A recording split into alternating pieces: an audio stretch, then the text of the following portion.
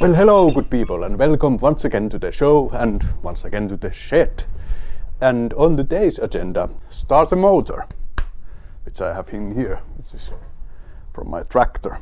Thingy started to create some problems when the temperatures drop a little bit closer to the 0 point centigrade, so I thought one issue with it is that the starter motor just won't turn the engine efficiently enough, even though if the battery is brand new and full of delicious electricity. So what I thought I'll do, I just open this up a little bit. Not sure if I should open that first. Let's open that first. Anyway, just open this up and just clean the contact surfaces and check conductors and everything is in order.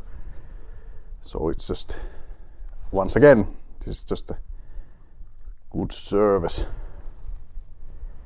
There's nothing to be worried about there. There's just a spring. I'm not sure. Does that come easily apart or it has to use force? Long fellows. Here we go. This should pop right open, but it doesn't. Yes, that turns. I'm not sure.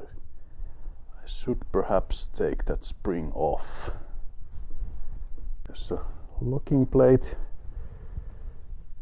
It comes easily off like this. Press the plate down, put it carefully there, remove the spring, and then the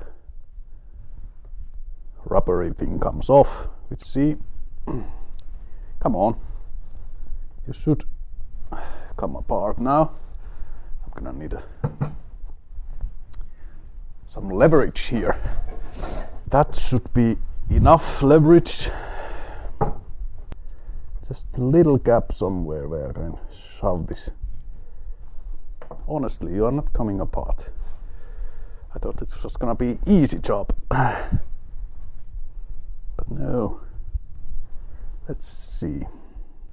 Come on. Dude. Come on, what's holding you? Should be no screws, no bolts. It's just, I don't want to use violence here, although this is a pretty robust thing. No, it just won't come off. There's nothing wrong with this, that I know, because that just shoves the gear here, which you can see onwards into the gearing on the flywheel of the engine. That works fine, so I don't need to open that, but I do want to get my hands on here. Come on. Again, at least check the gearing here. It's okay. Sorry. Other thing that starts to create some form of symptoms as soon as the temperatures drop near 0 centigrade is my nose. It starts to bleed. Oh dude, come on. Why so difficult?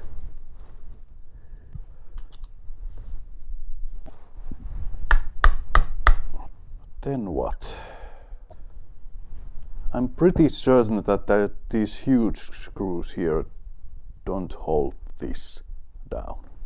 There's just, because I think what these do, they hold the magnets there on the casing, I think. And if I screw them off, there's a slight chance that magnets slither about and I cannot get them back on if I cannot get this open. So let's just leave them there. I think I had to resort to owner's manual here. Well, that was a waste of time. I do have a service manual, but it is in ebook form. It's on my computer, and there was absolutely no picture of this starter motor Malarkey being disassembled, and these are useless as well. But hold on a minute, I think I know where to put them.